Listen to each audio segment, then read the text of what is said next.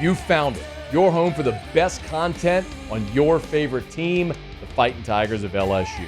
Do us a favor, subscribe to the channel, leave your comments below, and be sure to smash that like button.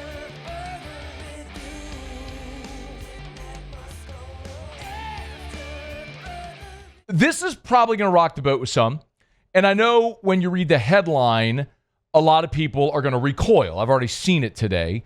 But I wrote a column. It's up right now at louisianasports.net.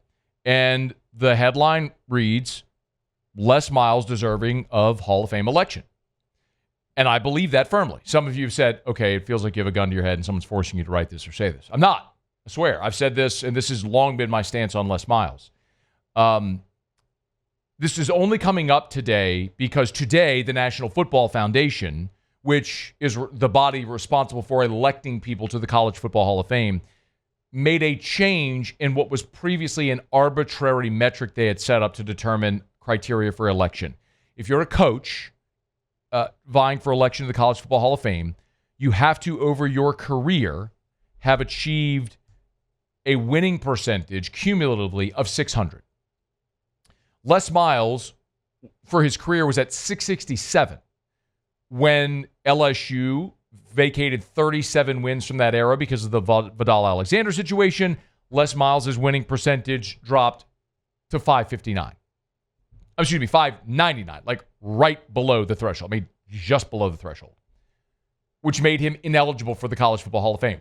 Les filed a lawsuit against LSU, the NCAA, the NFF, trying to get that changed. This all stems from what happened in the Vidal-Alexander case, and his contention was he never had his day in court. A judge a few months ago threw out the case against LSU, didn't know what course of action Les might have had moving forward. Well, now he doesn't need the courts because the NFF lowered that threshold, and it doesn't just apply to Les Miles. It also applies to someone like Mike Leach, who I think we can all agree who coached at Texas Tech and Washington State and Mississippi State, perennial doormat programs, and made all of them relevant. One got Texas Tech within a breath of the national championship. Mike Leach is, in every world, is a college football Hall of Famer. But because of that arbitrary criteria, fell just below the threshold. And so they changed it. Now, I know how this is received by some.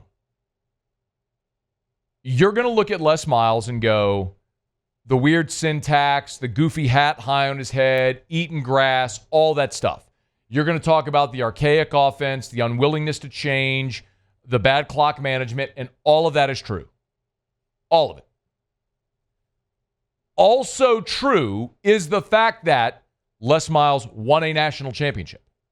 He played for another championship in what was at the time the most dominant season in the history of LSU football. He should have won a second championship, but for Alabama getting a do-over they did not deserve after LSU beat them in their place. How much different is the conversation about Les Miles if Nick Saban didn't, and conversation about Nick Saban, if he didn't get the do-over in 2011? Revisionist history, it happened. We know it happened. Les won 2 SEC titles, played for a third. Won 80% of his games while the LSU coach, not only in a league, but in a division where he had to stare at the greatest coach in the history of the game, who used to be the LSU coach, every single year. 6 of Les Miles' regular season SEC losses came to Nick Saban. How different is it if you're not staring at Nick Saban? Or another way to look at it, look at every other coach in the SEC West at that time and how they fared. Les beat Nick Saban 3 times.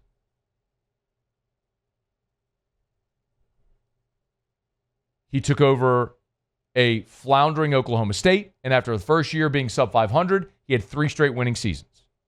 Should he have gone to Kansas? Probably not. He was old and wanted to scratch the itch. Don't blame him. Went 3-18 in his 2 seasons at Kansas. The bottom line is also, when you look at the list of College Football Hall of Fame coaches, Charles McClendon's on that list. Les Miles won more games in fewer seasons than Charles McClendon. Won a national championship, played for another, won 2 SEC titles. It's a better resume than Charles McClendon, who's in it. R.C. Slocum. Never won a national championship. He's in there. Les Miles has more wins than R.C. Slocum, too.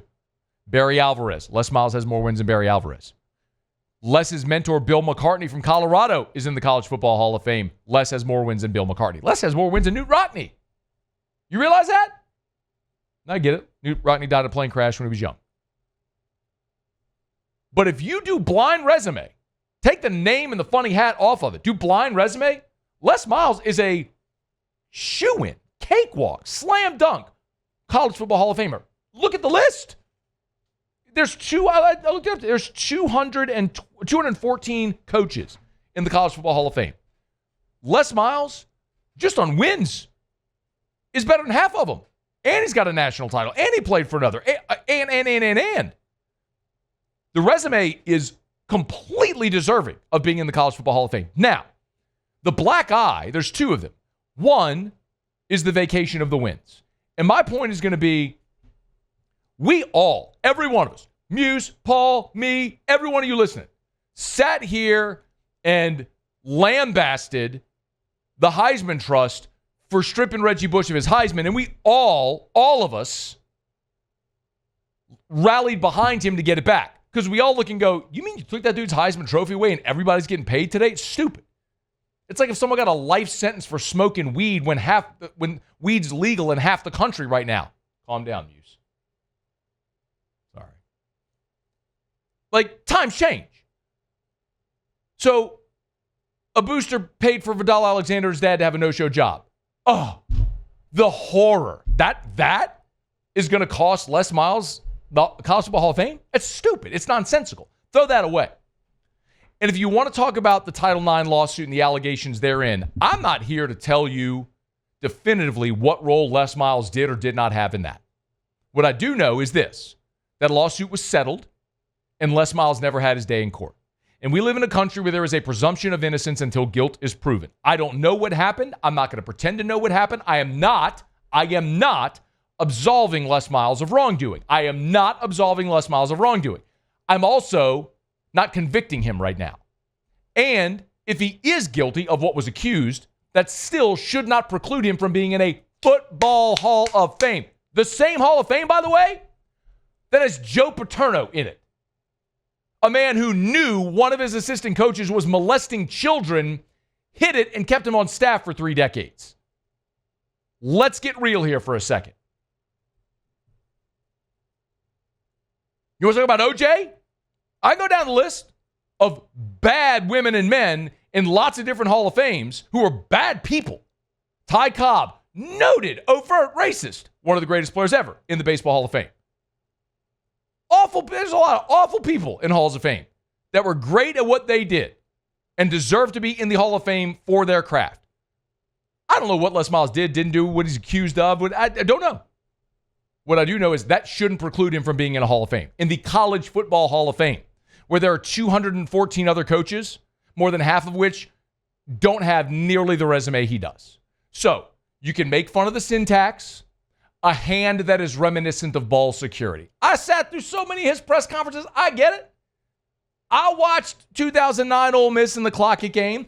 I watched Tennessee in 2010. I was there January 9, 2012. Saw it all. Was also there when he won a national championship. Was also there the whole way in 2011 when they had the most dominant team. Was there when he had the humility after 2008 to blow out the Malvito experience, to bring in John Chavis, to refocus on defense, build the roster back up, which, by the way, after 9, 10, 11, they were back with that dominant team. I've talked to so many guys that played for him, that respect him, revered him, talk about his ability as a recruiter. Think about the coaching staff that Ed Ogeron inherited that had on it Dave Aranda, who Les Miles hired, Corey Raymond, who Les Miles hired, Steve Ensminger, who Les Miles hired, Ed Ogeron, who Les Miles hired. That dude belongs. He and his hat belong in the College Football Hall of Fame. I don't care what you think about him as a person, as a coach, clock management, the way he talked, eat grass, all that stuff. For a decade, he was one of the great characters in college football, and he won at a clip worthy of being in the College Football Hall of Fame.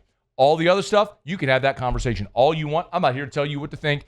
The entire body of work is out there. You can think what you want. You can be pissed off to the day you die about January 9th, and I don't blame you. I also don't think Alabama had not a single ounce of worth being in that game, because the guy that you're saying should be out went to Tuscaloosa and beat him 9-6 in overtime. Shouldn't have got the do-over. They got a mulligan. How different is the conversation if Les Miles is playing Oklahoma State on January 9th and 2011 blows the door off of him? He's a two-time national champion. But it's not. It's what it is. The body of work is what it is. And the body of work is plenty good enough for election to the College Football Hall of Fame. It's where he should be, and I hope will be, especially after the NFF did the right thing today. And by the way, Mike Leach should be in as well. Hey, thanks so much for watching. Please leave your comments. I love to interact. And be sure to hit the red subscribe button below.